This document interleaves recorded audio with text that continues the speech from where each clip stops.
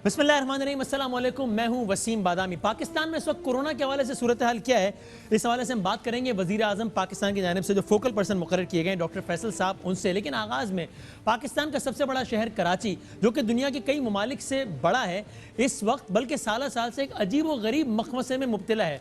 यहाँ हर साल बारिशें होती हैं, पानी आता है और उसके बाद बिजली की तारें गिरती हैं और उसके बाद लोग मर जाते हैं और उसके बाद बयानात आते हैं और उसके बाद कमेटियां बनती हैं और उसके बाद जुर्माना होता है और फिर क्या होता है, उसके बाद सब खामोश हो जाते हैं। इस पर टॉक शोज भी होते हैं। फिर उसके बाद अगला साल आता है और फिर एग्जैक्टली यही सारी एक्टिविटी रिपीट होती है। ये मैंने कोई सिर्फ डायलॉग्स नहीं मारे हैं, ये मैंने जोश खिताबत में बात नहीं की। अभी इस वक्त के इलेक्ट्रिक के हवाले से जो कराची का जो हाल है, बिजली नहीं है, बिल आ रहे हैं, ओवर बिलिंग हो रही है, लोग धक्के खा रहे हैं के इलेक्ट्रिक के दफातर के बाहर, ये सब मामला आप देख रहे हैं ना। और थोड़े दिनों पहले बारिश हुई थी, 7 लोग उसमें करंट लगने से मर गए।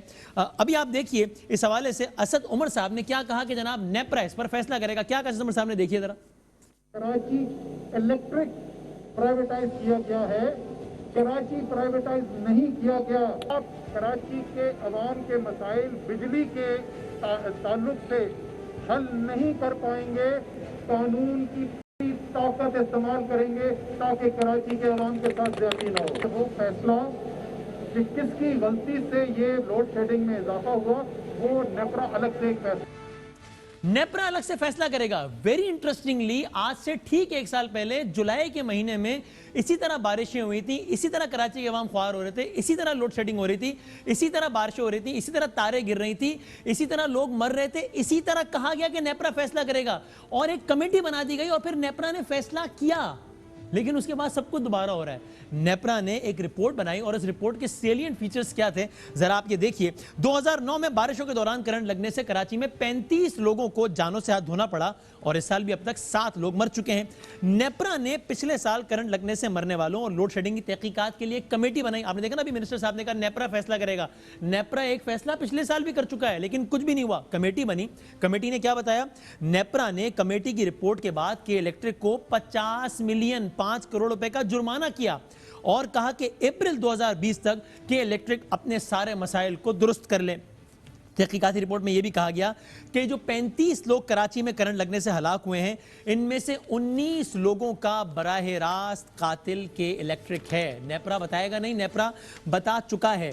जो बाकी 16 लोग थे इन 35 में से जो अपने घरों में करंट लगने से हलाक हुए, के इलेक्ट्रिक ने कहा कि भाई इन 16 के जिम्मेदार तो हम नहीं हैं। लेकिन नेपरा ने बताया, तहकीकाती कमेटी ने कहा कि घरों में भी हिफाजती इकदाम करना के इलेक्ट्रिक की जिम्मेदारियों में आता है, इसलिए इन अमवात की भी एक एतबार से जिम्मेदार के इलेक्ट्रिक ही है।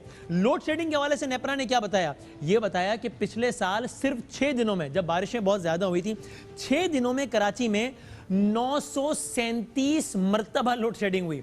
और इसमें हम छोटी मोटी लोड शेडिंग काउंट नहीं कर रहे, 1 घंटे 2 घंटे 3 घंटे 4 घंटे 8 घंटे 9 घंटे वाली भी नहीं, कम से कम 10 घंटे लोड शेडिंग काउंट की गई है सिर्फ 6 दिनों में। नेपरा की किसी टीवी चैनल के रिपोर्टर की रिपोर्ट के मुताबिक नहीं, किसी सियासी जमात के सरबराह के बयान के मुताबिक नहीं, नेपरा की रिपोर्ट के मुताबिक पिछले साल कराची में सिर्फ 6 दिनों में 937 मरतबा लोड शेडिंग हुई, जिसमें कम से कम दौरानिया लोड शेडिंग का 10 घंटे था और ज्यादा से ज्यादा दौरानिया 88 आवर्स का था। ये मैं डेरा मुराद जमाली, डेरा अल्लाह यार की बात नहीं कर रहा, कराची की बात कर रहा हूं। 88 आवर्स तक की लोड शेडिंग हुई। और इस रिपोर्ट में यह भी कहा गया कि के इलेक्ट्रिक के तकरीबन 1800 फीडर्स हैं और बारिश की वजह से कितने खराब हुए उनमें, तकरीबन सारे। ये बताया नेपरा ने। फिर उसके बाद बड़ा शोर मचा, सारा कुछ हुआ। इस साल फिर यही सारी एक्टिविटी दोबारा हुई, फिर लोग मरे। उसके बाद सिंध के गवर्नर ने और असद उमर साहब ने के इलेक्ट्रिक के लोगों से बात की। गवर्नर सिंध ने इस हवाले से क्या कहा, जरा क्विकली देखिए। अल्लाह ने चाहा तो पीर से आपको गैर एलानिया लोड शेडिंग कराची में नहीं मिलेगी। पीर से गैर एलानिया लोड शेडिंग नहीं मिलेगी, लेकिन लोड शेडिंग भी हुई और गैर एलानिया भी हुई और हो भी रही है। फिर ओवर बिलिंग के मसाइल, गवर्नर सिंध इस वक्त हमारे साथ टेलीफोन लाइन पर भी मौजूद हैं। गवर्नर सिंध ने अब से कुछ देर पहले एक खत लिखा है नेपरा को, जिसमें ओवर बिलिंग के हवाले से उन्होंने बात की है और कहते हैं कि on a daily basis a large section of societies complaining against K electric authorities for multiple issues, one out of them is excessive billing. Unfortunately K Electric, being the sole electricity provider to Karachi city, has an obvious monopolistic approach towards its consumers. और फिर उन्होंने पूरा एक मुकदमा बनाया है कि K Electric अगर वाकई ओवर बिलिंग कर रहा है तो लोगों को पैसे वापस किए जाएं। एक एक्टिविटी है जो कि रिपीट हुई है इस साल। सिंध के गवर्नर हमारे साथ मौजूद हैं, फिर ऑफ कोर्स वज़ीर-ए-आज़म पाकिस्तान के focal person for corona doctor Faisal साहब को हमने जहमत दिया ताकि कोरोना के हवाले से सूरत हाल मालूम कर सकें। गवर्नर सिंध से आगाज़ करते हैं। अस्सलाम वालेकुम इमरान इस्माइल साहब। जी वालेकुम सर बहुत शुक्रिया वक्त देने का। पहले तो इमरान इस्माइल साहब ये बताइए कि अभी असद उमर साहब ने भी कहा कि नेपरा फैसला करेगा, हमने अभी बताया और आपने भी गालिबन सुना होगा कि बिल्कुल ऐसा ही पिछले साल हुआ था कराची में, इसी तरीके से कहा गया कि नेपरा बताएगा, फिर तहकीकाती कमेटी बनी, 5 करोड़ का जुर्माना हुआ, 19 अफराद का कातिल उस रिपोर्ट ने कहा के इलेक्ट्रिक है, लेकिन के इलेक्ट्रिक कोई फर्क नहीं पड़ा, उन्होंने यही काम दोबारा किया। तो अब कैसे कराची के लोग यकीन कर लें कि वही एक्टिविटी 2021 में भी रिपीट नहीं होगी? बहुत शुक्रिया वसीम, लेकिन इसमें पिछले साल और इस साल की जो इंक्वायरी है उसमें बिल्कुल डिफरेंट है। वो थी लोगों की अमवात के हवाले से और थोड़ी सी और चीजें उसमें थी। इस बार टोटली फोकस किया गया है कि लोड शेडिंग कराची में इस कदर क्यों हो रही है कि जिससे लोगों का जीना वीरन है या दुश्वार। पिछले साल वाली इंक्वायरी भी ब्रॉडली 2 टॉपिक्स पे थी, लोगों की अमवात और लोड शेडिंग।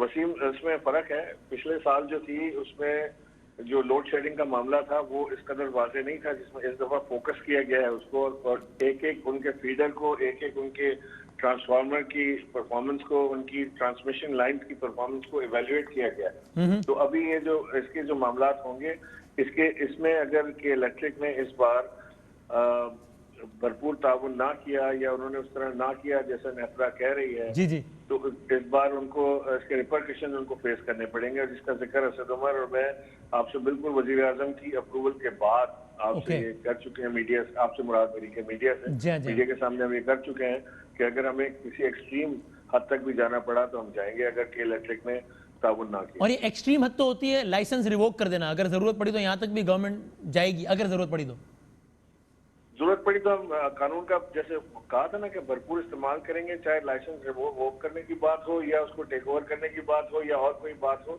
हम कराची को तनहा तो नहीं छोड़ सकते किसी, अगर पिछली हुकूमत ने इसको किसी हेस में या उजलत में इसको हवाले कर दिया था, किसी एक कंपनी के प्राइवेटाइज कर दिया था, एक तजुर्बा किया गया था पाकिस्तान में, वो कराची से शुरू किया गया था, तो उसका खुमियाजा कब तक कराची के लोग भुगतेंगे? तो उसको हम इंशाल्लाह हम बड़ी बारीक बीनी से देख रहे हैं। मेरी डेली बेसिस के ऊपर मेरी के इलेक्ट्रिक के हुकाम से उनके सीईओ से बातचीत रहती है और उसमें हम उनको हर अपनी ऑब्जर्वेशन दे रहे हैं। आज मैंने नेपरा को खत भी लिखा है। जी, मैं इस खत के हवाले से भी सर आपसे पूछता हूं। मुझे सर पहले तो बताइएगा, ये जो एक तो मिस कमिटमेंट आपसे हुई ना ऑलरेडी जो हो गई के इलेक्ट्रिक की तरफ से, कि आपने भी जो कहा कि पीर से गैर एलानिया लोड शेडिंग नहीं होगी, हो रही है ना लोड शेडिंग, गैर एलानिया हो रही है? नहीं, गैर, जहाँ तक मुझे अभी तक पता है गैर एलानिया लोड शेडिंग कोई नहीं हो रही। उनके फीडर को ट्रिप किए हैं तो उसे वो करेक्ट करने की कोशिश करें। देखिए वसीम, हुआ ये है कि इन्होंने जो इंजेक्ट करना था पैसा इंफ्रास्ट्रक्चर डेवलपमेंट में के इलेक्ट्रिक की, वो नहीं किया। अब ये इसमें बड़ा कैश 22 सिचुएशन है कि अगर मैं आपसे कहूं कि गैर एलानिया लोड शेडिंग नहीं हो रही तो वो भी गलत होगा, और अगर मैं कहूं कि हो रही है तो वो भी गलत होगा। इसलिए कि मैं आपको पूरी एक फहरिस्त बताता हूँ इलाकों की जहाँ के लोगों ने हमें बताया कि गैर एलानिया हो रही है उनके यहाँ लोड शेडिंग। नहीं, वो उसमें ये है कि वो कहते हैं कि फलाना फीडर ट्रिप हो गया, फलाना फीडर ट्रिप हो गया। उनके फीडर इस काबिल ही नहीं है कि वो इतना लोड उठा सकें बिजली का, जहाँ पे जरूरत पड़ती है या तलब जहाँ पे पड़ती है, तलब और रसद का जहाँ मामला होता है वहाँ फीडर्स उनके ट्रिप कर जाते हैं। सिस्टम उनका पुराना है। और गवर्नर साहब आपके सामने इस बात को माना है कि इलेक्ट्रिक के लोगों ने कि हाँ हमारे डिस्ट्रीब्यूशन में मसाइल हैं, इसलिए कि मीडिया में या तो वो आते नहीं है या फिर जब वो आते हैं तो वो कहते हैं कि साहब हमें तो फर्नेस ऑयल नहीं मिल रहा, हमें तो गैस नहीं मिल रही हमारा, और गवर्नमेंट के लोग बताते हैं कि नहीं भाई हमसे इजाफी ले लो, लेकिन हम इजाफी भी देंगे तो कोई फायदा ही नहीं, इसलिए कि डिस्ट्रीब्यूशन सिस्टम ही फाल नहीं है। आप लोगों के सामने के इलेक्ट्रिक के हुक्काम ने क्या मौक़िफ़ अपनाया है? मैं वसीम, मुझे जरा इसमें 1 मिनट दीजिएगा, मैं आपको बताऊं। माना तो उन्होंने आखिर तक कुछ भी नहीं कि वो कहते कि जी हमारे पास अपने मसाइल हैं, तो जी हमने सब बड़ा जबरदस्त बेहतरीन, हम सबसे बेस्ट, पाकिस्तान में हमसे बेहतर कोई नहीं की कहानी उन्होंने सुनाई हमें। हमारी ख्वाहिश ये है कि उनकी सारी तमाम तर कोताहियों और तमाम तर गफलतों के बावजूद हम उनको सपोर्ट करें ताकि यही इलेक्ट्रिक कंपनी इस शहर के बिजली के निज़ाम को बेहतर तरीके से चलाए, उसलिए उनको सपोर्ट करें। लेकिन इशू ये है वसीम के इन्होंने मिसाल मैं आपको दे रहा हूँ कि अगर जैसे एक फीडर का बिन कासिम वाला जो स्टेशन है वो डुअल फ्यूल पे है जी, यानी वो फर्नेस ऑयल पे भी चल सकता है और वो गैस पे भी चल सकता है। ठीक, तो ये गैस पे उसको रन करते हैं, फर्नेस ऑयल पे रन नहीं करते। गैस पे इसलिए रन करते हैं कि शायद इन्हें सस्ती सस्ता पड़ती पड़ता है, जी है। हाँ। और गैस का इशू ये है कि गैस आपके पास शॉर्टेज है। जब गैस आप पूरी इनको देते हैं, वहां से 160 MMCFD गैस यूटिलाइज करता है। अगर वो वहां से हम बंद करके फर्नेस ऑयल पर ले आए, तो जो बकिया कराची के अंदर जो मसाइल हैं गैस के, इंडस्ट्रियल या जी हाँ, जी हाँ। डोमेस्टिक लोड शेडिंग के, गैस की लोड शेडिंग के, वो उस पर काबू भी पाया जा सकता है और बिजली भी बढ़ सकती है। वो Okay. अब हमने उन्हें पूरा जोर लगाया है कि वो उस प्लांट को वापस फर्नेस ऑयल पर लेकर आए। गैस हम उनको भरपूर पूरे प्रेशर के साथ देंगे। जब वहां से वो गैस रिलीज कर देंगे, वो आज ही इंशाल्लाह उन्होंने हमसे कमेंट किया था कि मंडे से हम उसको ले आएंगे। और आज वो उन्होंने अपना बंद भी रखा है पावर स्टेशन, जिसकी वजह से गैस बिजली आपको कमी महसूस हो रही है। बिन कासिम आज बंद रखा है, जी हाँ। उसको कन्वर्ट कर रहे हैं वापस फर्नेस ऑयल के ऊपर। बहुत शुक्रिया, ठीक है। और बहुत सारे सवालात हैं और आई होप कि आवाम को उनके जवाब मिले, ओवर बिलिंग के हवाले से भी और बहुत सारे हवालों से। हुकूमत के वाकई लोग मुंतज़िर हैं, कराची के लोग, कि कोई पुरसान हाल हो। बिजली के बिल 1-1 लाख रुपए के आ रहे हैं लोगों के घरों पे। ये तो छोटे छोटे घरों की बात कर रहा हूँ, इनको मैं जानता हूँ।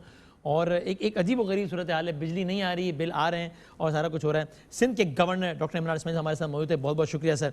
अब पाकिस्तान में कोरोना के हवाले से क्या सूरत हाल है, बहुत मुताल्लिक़ शख्सियत हमारे साथ मौजूद। हमने कल भी इसका तस्करा किया था कि ऐसा लग रहा है अल्हम्दुलिल्लाह कि एक ऐसे मौके पर कि जब दुनिया भर में अमवात के हवाले से ज़ाहिर रोज़ाना बहुत ख़तरनाक नंबर आ रहे हैं, कई ममालिक में, सारे में नहीं, लेकिन वहाँ पाकिस्तान में कम अज़ कम जितना ख्याल था, जितना खदशा था, उससे कम नंबर्स नज़र आ रहे हैं। कल भी 50 का नंबर आया हलाक शुदगान का। तो बज़ाहिर ऐसा लग रहा है कि स्मार्ट लॉकडाउन की पॉलिसी कामयाब साबित हुई है। डॉक्टर फैसल सुल्तान साहब, प्राइम मिनिस्टर पाकिस्तान के फोकल पर्सन इस हवाले से। अस्सलाम वालेकुम डॉक्टर साहब।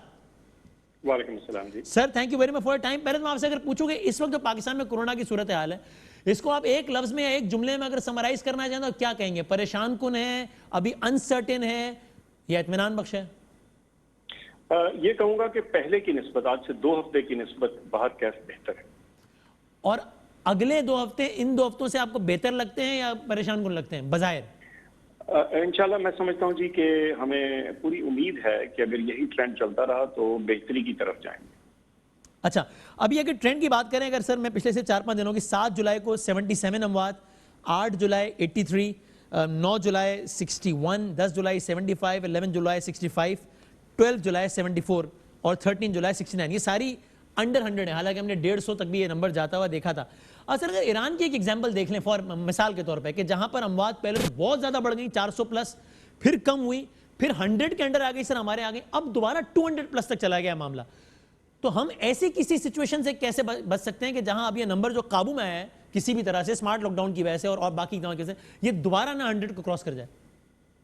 उसी भाई, ये जो ईरान वाली मिसाल है, ये हमारे लिए बहुत ज्यादा सबक आमोज है और हमें इसको हर रोज देखना चाहिए, इस पर गौर करना चाहिए और इससे अपने जो हमारे एक्शंस हैं वो डिटरमिन होने चाहिए। आपने बिल्कुल बड़े ब्रीफली उस सारी सिचुएशन को डिस्क्राइब कर दिया। एक जमाने में बहुत हाई डेथ्स थी, फिर काबू आती उधर सिचुएशन नजर आई और अब ईरान में फिर से हालात जो हैं वो बदतरी की तरफ आ गए। और मैं समझता हूँ कि हम बतौर पाकिस्तानी हमें ये सोचना है कि हम वो क्या ऐसी चीजें करें कि हमारे साथ ये ना हो, कि यानी एक सक्सेस नजर आती है और अगर ये पूरी तरह सामने आ जाती है अगले हफ्ते 10 दिन में, तो इसको मेंटेन कैसे किया जाए। सही है। और यकीन कीजिए कि कोई और फैक्टर तो शायद हमारे काबू में हो या ना हो, लेकिन हमारी अपनी मूवमेंट, हमारी अपनी बिहेवियर जो है, तरीक़ाकार जो हम इस्तेमाल करते हैं शॉपिंग के लिए, बाहर निकलने के लिए, प्लेसेस ऑफ बिजनेस पे जाने के लिए, प्लेसेस ऑफ वर्शिप पे जाने के लिए, इन तमाम के ऊपर हमारी कितनी नजर है और हम कितना इसको अहम और जरूरी समझते हैं,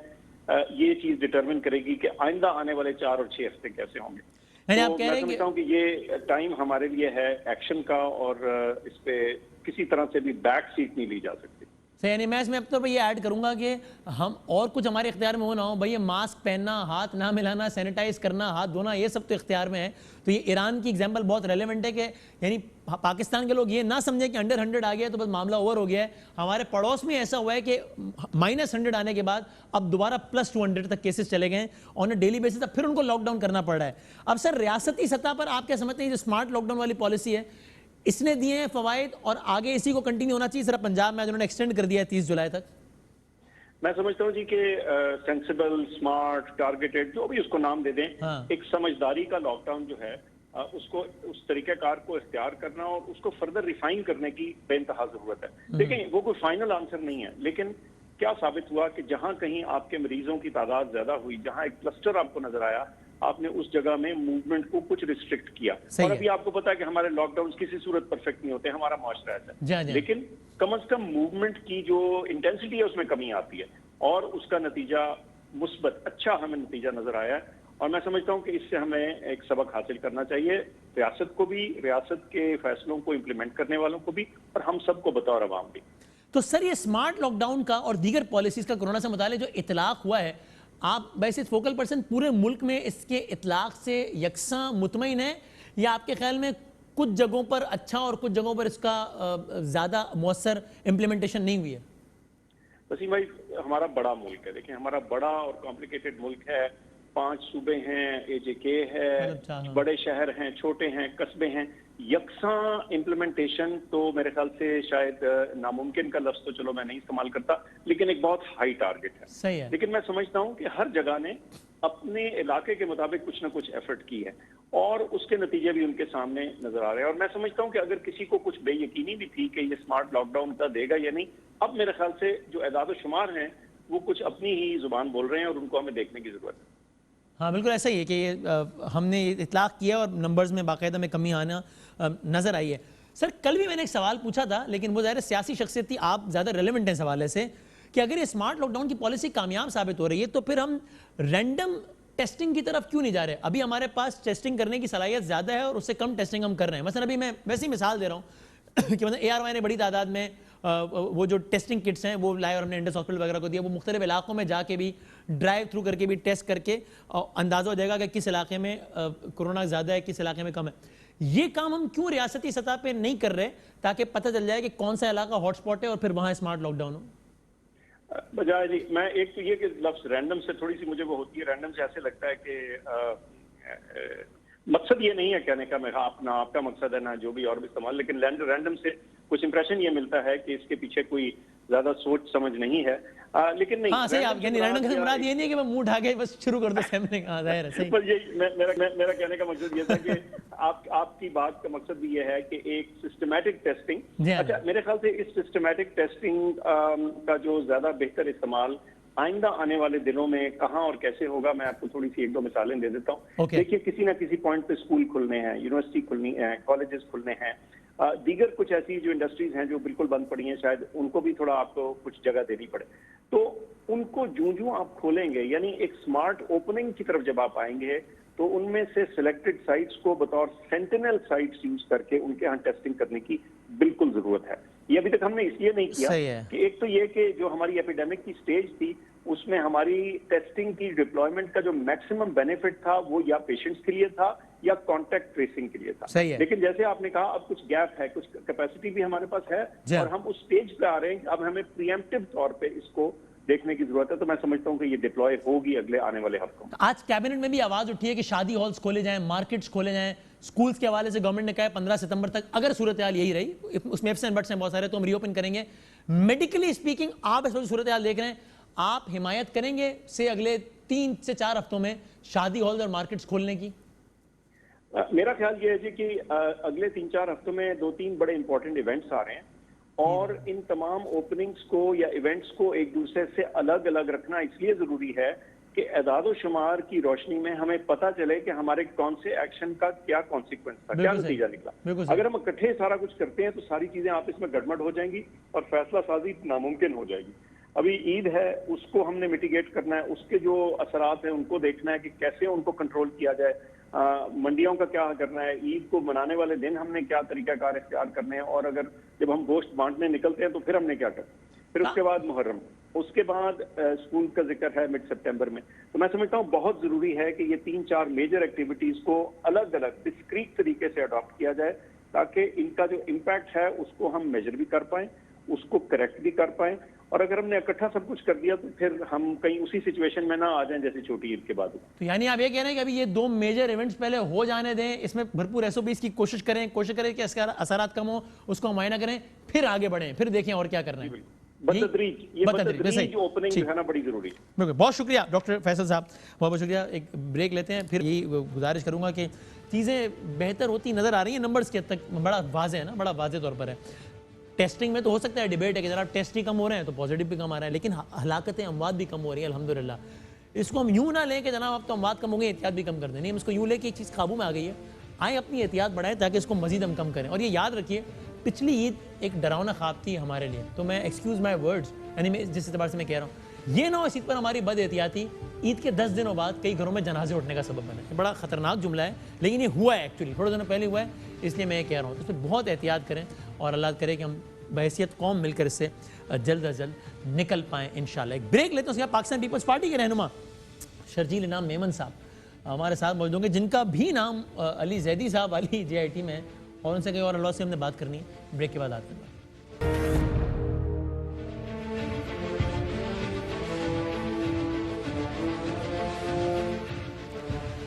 खुश आमदेद कहते हैं एक बार फिर उज़ैर बलोच की JIT को लेकर अब तक जो है वो बहुत बातचीत है, ऐवान में भी बात हो रही है, मैदान में भी बात हो रही है, काबीना में भी बात हो रही है, वज़ीर आज़म की सतह पर बात हो रही है। वज़ीर आज़म पाकिस्तान ने आज फिर अली जैदी साहब को कहा है कि मैं आपके साथ खड़ा हूँ, तमाम काबीना के लोगों को हिदायत की है कि JIT के मामले पर अली जैदी के साथ खड़े रहें। इस JIT में बहुत सारे लोगों के नाम हैं और उनमें से अक्सर की आपने बातचीत अब सुन ली है। एक और नाम है जिनसे आपने बातचीत उस अंदाज से नहीं सुनी होगी, वो है जनाब शर्जील इनाम मेमन साहब, पाकिस्तान पीपल्स पार्टी के रहनुमा रहे, सीनियर सूबा सिंध के वज़ीर इत्तलात रहे। इंटरेस्टिंगली उज़ैर बलोच की JIT में उनका भी नाम है और जुल्फ़िकार मिर्ज़ा साहब से बहुत ज़्यादा क्लोज रहे। मैं अपने तौर पे कहूँगा कि पाकिस्तान पीपल्स पार्टी में सबसे ज़्यादा करीब तो जुल्फ़िकार मिर्ज़ा साहब से शर्जील इनाम मेमन साहब, फिर ज़ाहिर है मिर्ज़ा साहब चले गए और उनमें भी अलहदगी हो गई। आज हम ज़रा शर्जील इनाम मेमन साहब से बात करते हैं। अस्सलाम वालेकुम। वालेकुम सलाम बादामी साहब। बहुत शुक्रिया शर्जील मेमन साहब वक्त देने का। पहले तो ये बता दीजिए, ये अब JIT में आपका भी नाम है और किस हवाले से, मैं पढ़ देता हूँ फिर यहीं से ज़रा शुरू करते हैं। इसमें एक तो लिखा है कि जनाब उज़ैर बलोच ने बताया कि साल 2011 में 2 ख़वातीन थी मेमन कम्युनिटी की, उन्होंने आपको अप्रोच किया और कंप्लेन की आपसे अपने भाइयों के बारे में कि वो हमें जायदाद में हिस्सा नहीं दे रहा। तो आपने उज़ैर बलोच से रब्ता किया, जिस तरह वो होता है फिल्मों में नहीं कि यार ये 2 लोग लड़ पड़े हैं, तुम इनका पैचअप कराओ आपस में और इसका तुम अपना कट पकड़ो और कट में तो मुझे भी हिस्सा दे देना। तो जनाब उज़ैर बलोच ने मसला हल कराया और 50 लाख रुपए उज़ैर बलोच ने लिए, जिसमें 30 लाख रुपए आपको दिए। ऐसी एक और डील भी आपने करवाई, इस पे तबसरा फरमाइए पहले तो। सरासर गलत, बिल्कुल गलत बादामी साहब। कतन कहते हैं स्टोरी बनानी पड़ती है तो कोई कभी ना कभी कहानी बनाई जाती है। चले मैंने पैसों वाली बात अगर निकाल दूं, फिर आपने कभी उज़ैर बलोच को इसलिए फोन किया कि ये जरा मसला वसला हल करा दो यार। हाँ, अब इस बात पे आ जाए, मैंने कभी इन मेमन खवातीन को ना जानता हूँ ना कभी फोन आया मेरे पास। गैर मेमन खवातीन कर लें, मतलब आपने मर्द हजरात कर लें, आपने कभी फोन किया किसी डिस्प्यूट को रिजॉल्व करने के? मैं आपको से बताऊँ, मेरे एक दोस्त थे, उनकी फैक्ट्री थी मारीपुर में। अच्छा। उनकी एक ट्रक जो है वो आप उस दोस्त को आप भी जानते हैं, लेकिन मैं अभी नाम ऑन एयर नहीं करना चाहता किसी का। अच्छा, और फिर बताइए। उनकी उनको उनकी जो है वो फैक्ट्री में उनकी वो होती है खाद की ट्रक, वो कोई चोरी हो गई थी और उससे फिर खाद चोरी हो गई। तो मैंने उज़ैर को फोन नहीं किया था, मैंने मरहूम जफर बलोच साहब को फोन किया था। मैंने कहा कि जी इनका जो है कोई ट्रक चोरी हो गया और कहते हैं लियारी में गया है, तो इसमें हमें आप मदद करें, लेकिन वो काम फिर नहीं हो सका। इसी तरह एक और किसी साहब की गाड़ी चोरी हो गई थी, उसके बारे में मैंने मालूमात की, तो वो भी वो फिर नहीं ट्रेस हो सकी। तो मैंने सिर्फ 2 कामों के लिए जिंदगी में उनसे रब्ता किया, वो भी उज़ैर से नहीं किया, जफर से जो मरहूम थे उनसे किया। अच्छा, वैसे शर्जील मेमन साहब ये बातें मेरे ज़ाती तौर पे भी इल्म है कि किस तरीके से पीपल्स पार्टी के रहनुमा, सर आपने एक मिसाल दी, आप कह रहे हैं मैंने उज़ैर से बात नहीं की, लेकिन मैं जानता भी हूँ कि पीपल्स पार्टी के लोग किस तरीके से अपने जानने वालों को बचाने के लिए, या कोई बंदा फंस गया है तो इसमें इंटरव्यू करके जफर बलोच से या उज़ैर बलोच से रब्ता करते थे कि यार इसको छोड़ दो, इसका मसला हल कर दो। तो मतलब एक मुसलसल एक रब्ता था ना जिसमें आप लोगों ने बाकायदा लोग रेस्क्यू कर बलोच से। नहीं, मैं थोड़ा क्लियर कर दूं, मेरा जाती हर एक का क्या एक्सपीरियंस मुझे नहीं पता, कि मुझे एक पता है कि पीपुल्स पार्टी ने कोई क्राइम करने के लिए उज़ैर बलोच को पीपुल्स पार्टी में किसी ने भी कोई रब्ता नहीं किया, नंबर 1। ठीक है, आप लियारी के करीब रहते थे, आपको लियारी के डायनामिक्स शायद मुझसे ज्यादा बहुत अच्छी तरह से पता होंगे। पीपुल्स पार्टी देखिए, लियारी शुरू से पीपुल्स पार्टी का गढ़ था और लियारी में ये गैंग वॉर जो स्टार्ट हुई थी, ये पीपुल्स पार्टी 2007 से पहले की, काफी पहले की, जब रहमान बलोच और या रहमान डकैत जो था उस दौर में हुई थी। और उससे पता है आपको कि आप उस कारागार में रहते थे कि बाखड़ा होटल और ये सारी रात खुले होते थे, पूरा कराची अगर सो जाता था तो लियारी फिर भी जागता था। लियारी बड़ा एक पीसफुल इलाका था। जी जी। अनफॉर्चुनेटली किसी दौर में भी गैंग्स वहां पे उन्होंने पेनिट्रेट किया पीपुल्स पार्टी का इंटरेस्ट सिर्फ एक था कि पीपुल्स पार्टी की वो सीट्स थी, पीपुल्स पार्टी वहां पे अनइंटरप्टेड पॉलिटिकल कैंपेन अपनी चलाना चाहती थी। फिर क्या हुआ? उसमें फिर ये हुआ कि पीपुल्स पार्टी ने जब वह कैंपेन चलानी थी तो वहां पे इस तरह की डिस्टर्बेंस आती थी। पीपुल्स पार्टी के वर्कर्स शहीद हुए। एक हमारे वर्कर थे, जो है मशहूर वर्कर थे, वहां पे टिकट होल्डर भी थे न्याजी साहब, वो वहां पे शहीद हुए। उसके बाद पीपुल्स पार्टी ने पहले किया एक ऑपरेशन, और जब वो ऑपरेशन कौन शहीद करा था पीपल्स पार्टी के वर्कर्स को लियारी में? मुख्तलिफ गैंग से जी। एक तो कोई किसी शख्स की कोई सीसीटीवी तो थी नहीं, और लियारी में एक गैंग नहीं था, एक गफ्फार ज़िक्री का ग्रुप था, एक उज़ैर बलोच का ग्रुप, इस तरह 5-6 मुख्तलिफ छोटे बड़े गैंग्स वहां मौजूद थे। अच्छा। पीपुल्स पार्टी ने कोशिश ये की कि जी लियारी में अमन कायम हो, और उस अमन कायम करने के लिए पीपुल्स पार्टी ने सबसे बात करी। जैसे अब कराची में बातचीत की बात होती है ना, पीपुल्स पार्टी ने अल्ताफ हुसैन से भी बातचीत की, मतलब 9-0 पे हम चल के भी गए कि जी हमें आप हमारे साथ इक़्तिदार में आए, मतलब। और अल्ताफ हुसैन से कौन सी पाकिस्तान की पॉलिटिकल पार्टी थी जिसने बातचीत नहीं की, जो 9-0 नहीं चल के गए? मैं उसमें आपके एमक्यू के ताल्लुकात में भी आता हूं, लेकिन मुझे आप उज़ैर बलोच से कितनी बार मिले शर्जील अहमद साहब? मैं 1-2 दफा मिला हूँ, हालांकि मेरी कोई पिक्चर नहीं, लेकिन मैं बोलता हूँ मैं मिला हूँ। उसके घर पे? अपने घर पर लियारी में कहीं मुलाकात हुई थी। क्या मौसम के हाल पे बात हुई है, किस पे? मैं बता रहा कि एक मैं इस सिलसिले में एक मैं मिर्जा साहब के साथ गया था जब वो होम मिनिस्टर थे। जब होम मिनिस्टर थे एक तब गए थे। दूसरा एक दफा वहाँ पे एक बहुत बड़ी क्लैश हो गया था between 2 communities. I don't want to repeat the names of the communities.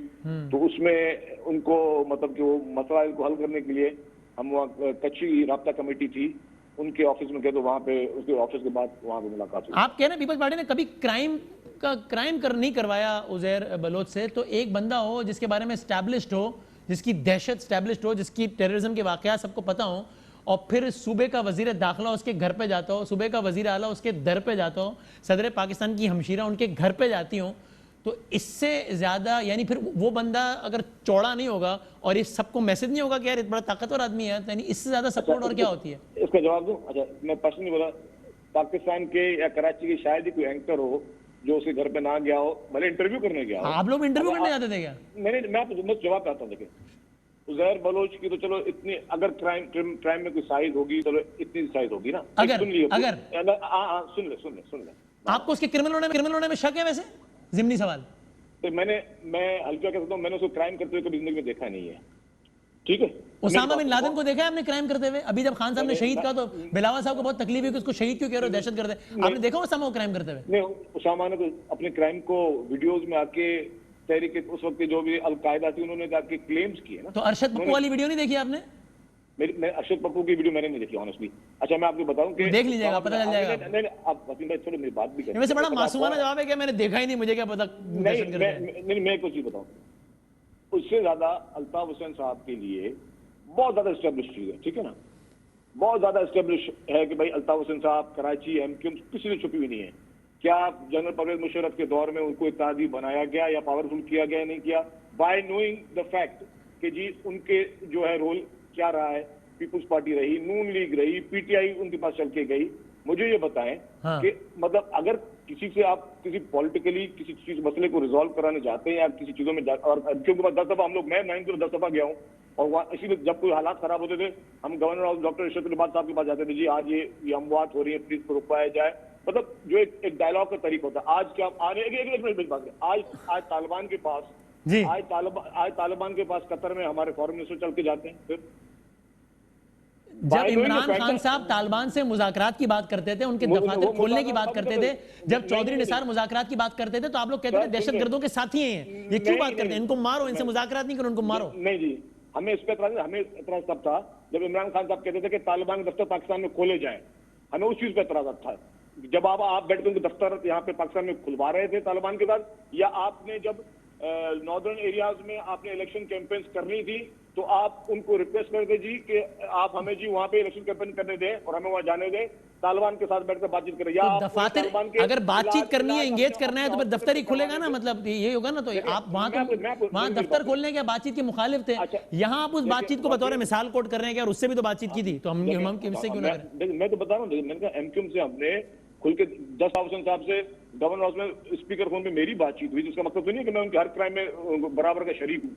या कौन सी पाकिस्तान की पार्टी सबसे बड़ी पार्टी परवेज मुशर्रफ की पार्टी थी, सॉरी हुकूमत थी जो सबसे बड़ा टेन्योर किया, उन्होंने उसको अपने साथ रखा और उस दौर में क्या क्या हुआ, तो क्या मकसद ये थी कि परवेज मुशर्रफ ने उनको बोला होगा कि ये बंदे कराची में रोजाना मारो।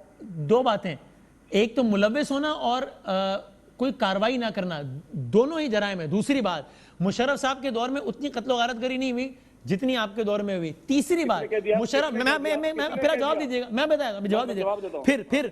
फिर मुशर्रफ साहब ने भी बिल्कुल गलत किया, बल्कि उनसे ज्यादा सवाल बनता है कि वो तो chief executive of the country थे, वो तो आर्मी चीफ भी रहे, प्रेसिडेंट ऑफ पाकिस्तान भी थे, तो उन्होंने क्यों ऐसी जमात को अपनी सफों में शामिल किया, उनसे भी सवाल बनता है। लेकिन इस सवाल से उसका जवाब तो वो देंगे। लेकिन पीपल्स पार्टी से भी सवाल बनता है। मुझे याद है जब जब आप लोगों के एमकेएम से ताल्लुकात अच्छे होते थे, तब शजीद मेमन साहब, आप वजीर इत्तलात से, आपसे एमकेएम की टेररिज्म के बारे में सवाल पूछा जाता था, आप खामोश हो जाते थे।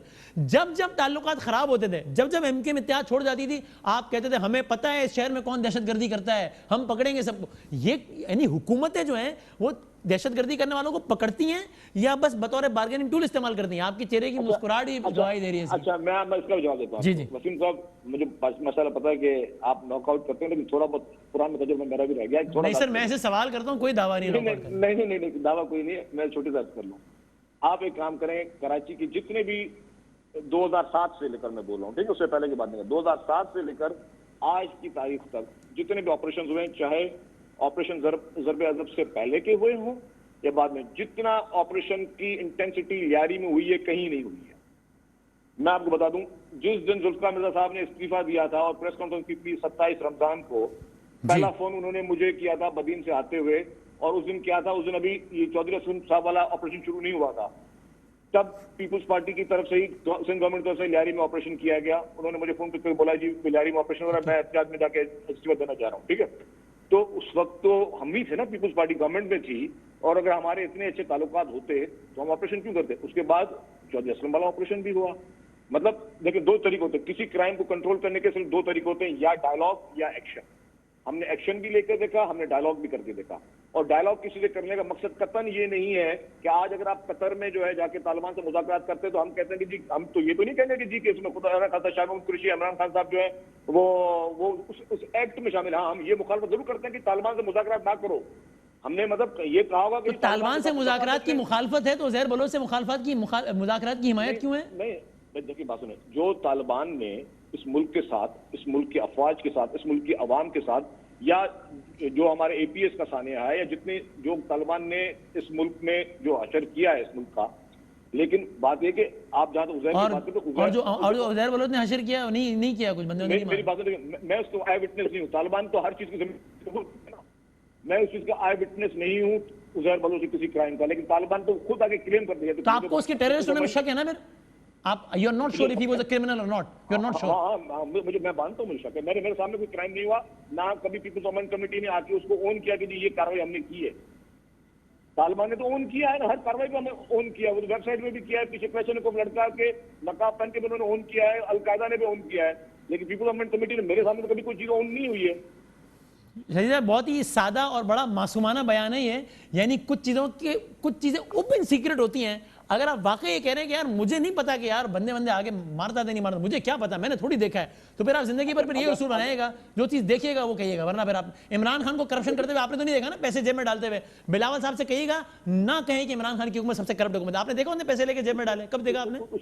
उन्होंने इतराफ किया कि मैंने करप्शन किया इमरान खान ने? उन्होंने इनडायरेक्टली इतराफ किया, वो बताऊं आपको। आपको याद होगा, नहीं सुनिए, वो बता जी, अगर आपको मेरे भाई याद हो कि जब मियां नवाज शरीफ साहब की आखिरी गवर्नमेंट की, शायद खान अब्बासी साहब थे, एक एमएनएससी स्कीम आई थी, ठीक है। आप खुद अभी रिकॉर्ड में निकालें उस एमएनएससी स्कीम में क्या क्या इमरान खान ने बयान जी बड़ी भरपूर मुखालफत की थी। नहीं, मुखालफत नहीं की थी, सॉरी। मैं जब इक्तदार में आऊंगा इन सारे चोरों को पकड़ूंगा, चोर, डाकू, टैक्स चोर, ब्लैक मनी वाले जो है वो एमएनएससी स्कीम का फायदा लेते हैं। ये खुद कहा था ना उन्होंने। आप निकाल लीजिए, बयान से मुकर जाना और करप्शन करना दो अलग अलग बातें हैं। नहीं, बयान नहीं, शहीद बीबी के कत्ल से बड़ा तो कोई वाकया नहीं है। जरदारी साहब ने एक जमात को कहा था कातिल लीग, उस जमात के सरबराह को प्राइम मिनिस्टर बनाया था, वाइस प्राइम मिनिस्टर क्यों बनाया था आपने? मेरी बात सुने, उसकी भी वीडियो निकालो। मैं बयान की बात नहीं कर रहा हूँ मुकर्रर की। वो खुद एमएनएससी स्कीम इमरान खान साहब ने खुद ली परवेज मुशर्रफ साहब के दौर में। जी हाँ, लिया। फिर उनकी जो है बहन साहिबा ने वो एमएनएससी स्कीम खुद ली, जिसमें वो खुद कह रहे थे कि ये उनके कॉल ऑफ फेल में तजाद है ना, ये यू टर्न है ना, जिस पर हम उनमें तनकीद करते हैं। और ये हमारी तारीख से भरी पड़ी है, जो कि गलत है। लेकिन मेरे सवाल का जवाब तो नहीं कि आपने करप्शन करते हुए देखा आपने उनको आंखों से अपने? उनके जितने स्कैम्स आ रहे हैं उसमें इनडायरेक्टली कौन इन्वॉल्व हो रहा है? आप तो वो आदमी है ना कि जो जब तक आंखों से देख ना ले आप यकीन ही नहीं करते। आपने देखा है किसी को मारा, आप कह ही नहीं सकते दहशतगर्द। तो बड़ा सादा आदमी है ना। मेरे सामने भाई देखिए, मैंने या तो कभी उन्होंने कभी एडमिट किया हो कि हमने मारे हैं बंदे मेरे सामने, या तो कभी उनकी जमात ने एडमिट किया, तो फिर मैं मानूंगा कि ठीक है जी ये चीज है। एक चीज मेरे सामने नहीं हुई है, मैं सिर्फ मतलब ठीक है कोई रिकॉर्ड अच्छे नहीं थे और मुझे अपनी गवर्नमेंट पे एतबार करना, गवर्नमेंट की तरफ से उस पर FIR थी, सब चीजें थी, तो उसको मैं मानता हूँ। लेकिन मैं उस पे मैं किसी के लिए जजमेंट नहीं दे सकता बैठकर। जुल्फिकार मिर्जा साहब उनकी सरपरस्ती करते थे, ये मानते हैं हम? देखिए जी, मैं आपको इसमें बात बताऊं कि मैंने उनको भी मतलब कोई मैं उनको 10 नहीं पता, बहुत ज्यादा वो उनसे क्लोज थे, लेकिन मैंने कभी नहीं सुना या मैं कभी इस चीज की गवाही नहीं दूंगा कि मुझे पता हो कि कोई बंदा उन्होंने मरवाया हो। आपके ख्याल में जो आदमी मरवाते बंदा बताता है कि यार मैंने मरवा दिया बंदे? तो मुझे, अगर मैं उनसे क्लोज था, मेरे सामने कभी मुझे कोई ऐसी चीज नहीं आई सामने कि उन्होंने कोई बंदे वहां से उधर वालों से भी मरवाया हो। मैं कहा गई मेरी उनसे बातचीत नहीं, लेकिन मैं किसी के लिए गलत बयानी क्यों करूं किसी के लिए जब मैं किसी चीज का विटनेस नहीं हूं। ये बल्दिया फैक्ट्री, आगे बढ़ते हैं, बल्दिया फैक्ट्री किससे जलाई आपके ख्याल में शर्जील अहमद साहब? देखिए जी, बल्दिया फैक्ट्री के लिए कोर्ट में ट्रायल है, वो ट्रायल जब डिसाइड होगा तब आएगा। नाम बहुत सारे लोगों के आए, वो मुख्तलिफ लोग मुख्तलिफ पार्टीज में चले गए, लेकिन जब तक कोई चीज सामने नहीं, देखिए मसला इस प्रॉब्लम क्या है, प्रॉब्लम ये कि आज अगर मुझे किसी को भी फिट करना हो किसी भी केस में, तो मैं अपनी हुकूमत के जरिए और अपने डिपार्टमेंट्स के जरिए मैं किसी पे केस बना दूंगा, फिर जो परसेप्शन बननी है उसकी बन जाएगी, फिर लोगों में वो बात काबिल कर जाएगी। लेकिन जब तक कोर्ट कोई So you are not sure कि बल्दिया फैक्ट्री में MK मुलविस थी या नहीं? You are not sure about it? I am not sure, definitely I am not sure. अच्छा, आपने एक मैंने बात की थी, मैं इसको फिर दोहरा रहा हूं कि मुशर्रफ दौर में 2002 से लेकर 8 तक कराची में कत्ल गारतगरी के नतीजे में होने वाली हलाकतें और आपके दौर में 2008 से 13 तक हलाकतें, उनमें इतना फर्क है जमीन और आसमान का। ये मैं आपको चैलेंज कर रहा हूं शर्जील अहमद साहब। सिर्फ मैं फिगर्स पे नहीं जा रहा, मैं उस टेरर पे जा रहा हूँ, उस टेरर को पेनिट्रेट करने पे जा रहा हूँ। देखिए क्या हुआ, जितने भी लोग ऑपरेशन में मुलविस थे, इससे पहले वाले ऑपरेशन में, सारे जो बड़े बड़े इंस्पेक्टर्स थे या DSP थे, उनको यहाँ पे चुन चुन के कत्ल किया गया। मुशर्रफ साहब का टेन्योर था और सब खामोश रहे। 12 किसने कत्ल किया? क्या हुआ जी? किसने कत्ल किया? टेररिस्ट ने कत्ल किया। और किसने किया? उनका ताल्लुक किसी जमात वमात से था या पता नहीं कौन लोग थे?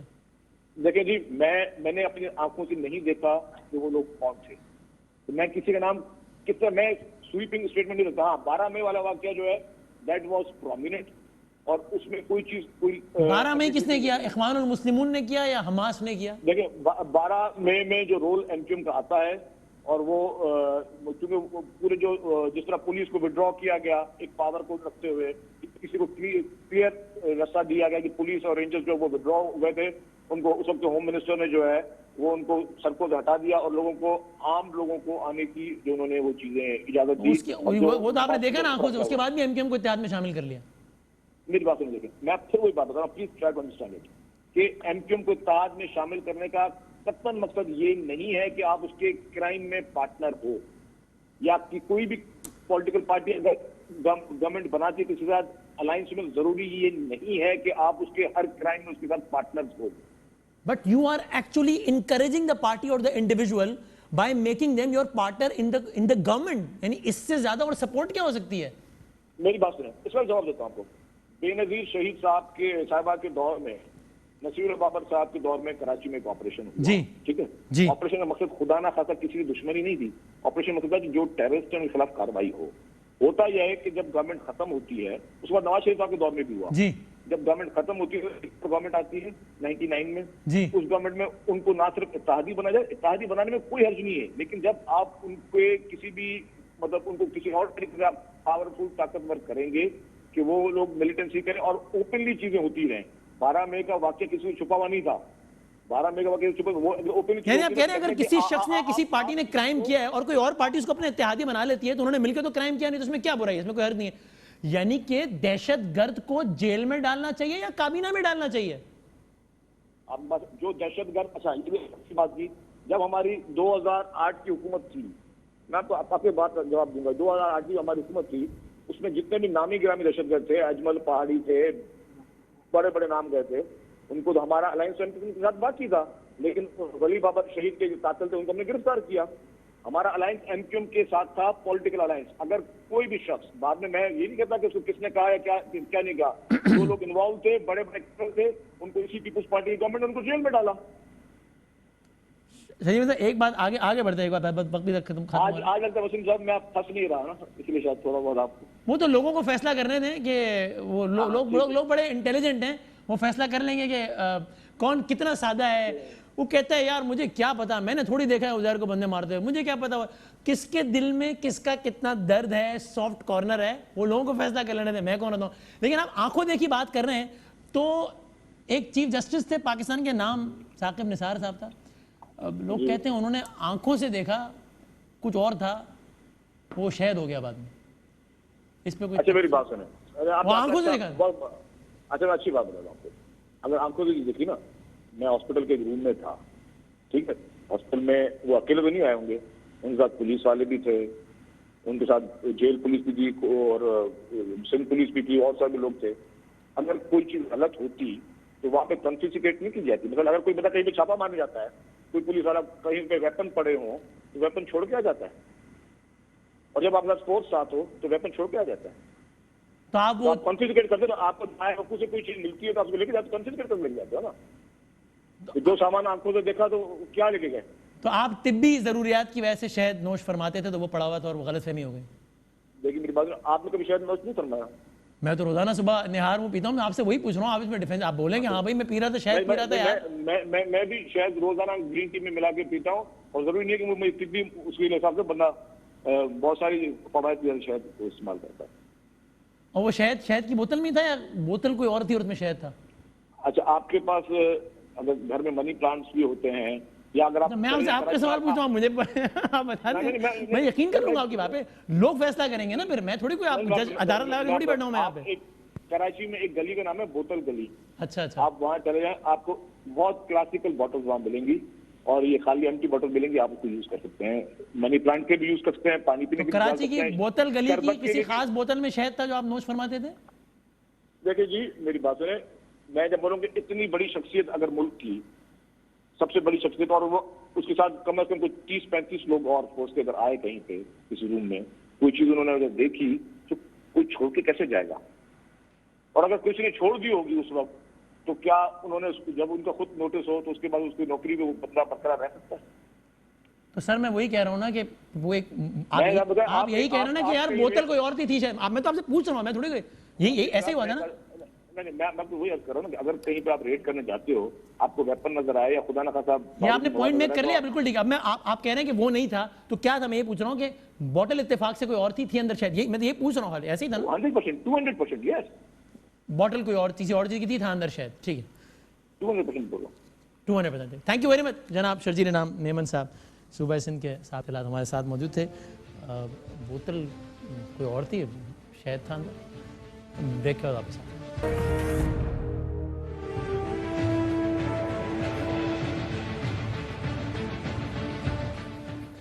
और नाज़रीन, जाते जाते मैं आपकी खिदमत में ज़रा फिर पेश करना चाहता हूँ। आज सिंध के गवर्नर ने जो कुछ लिखा है नेपरा को, इस उम्मीद के साथ कि फिर अब इस पर अमल हो कि कराची के शहरी बहुत परेशान है इस बारे में कि उनके घरों में बिजली तो नहीं आ रही, बिल आ रहे हैं और बिल बहुत ज़्यादा आ रहे हैं। मैं क्विकली सिर्फ पढ़ देता हूँ जाते जाते कि जिसमें वो ये कहते हैं कराची के सिंध के governor, it becomes a nightmare for a common person when he receives an exaggerated bill from Karachi Electric, as there is a general perception that such situation has no remedy. As a matter of fact, K Electric, instead of giving people relief against their complaints, advised them to pay the billed amount first to avoid disconnection of electricity and then wait for what K Electric decides upon their complaints. It is pertinent to add that these complaints are not limited with domestic consumers only. Commercial and industrial consumers are also facing similar approach from K Electric and voicing against excessive billing at different forums. तो फिर दरखास्त क्या कर रहे हैं सिंध के governor? In view of the foregoing, the governor Sindh has observed that there is an immense need to reach the facts in the matter. He therefore proposes that your good self may like to accord, NEPRA को address कर रहे हैं, instructions for conducting a thorough audit of complaints lodged against K Electric for excessive billing, and those who are found valid be refunded their excessive paid amount instant. अब मैं उम्मीद कर रहा हूँ कि इस वक्त लोग, हमें दिन में 100 लोग कह रहे होते हैं कि आप कुछ करें, आप कुछ करें, कहते हैं भाई हम तो प्रोग्राम कर सकते हैं, इससे ज़्यादा क्या कर सकते हैं। मैं उम्मीद करता हूँ कि सिंध के गवर्नर जो ये ख़त लिखा है कि इलेक्ट्रिक को, कि लोग जिस तरह परेशान हैं, ओवर बिलिंग हो रही है, रुसवा हो रहे हैं, जलील हो रहे हैं, इमरान खान साहब की हुकूमत इस हवाले से कुछ करेगी इंशाल्लाह। ज़िंदगी सेहत व सलामती रही तो कल मिलेंगे। अल्लाह हाफ़िज़।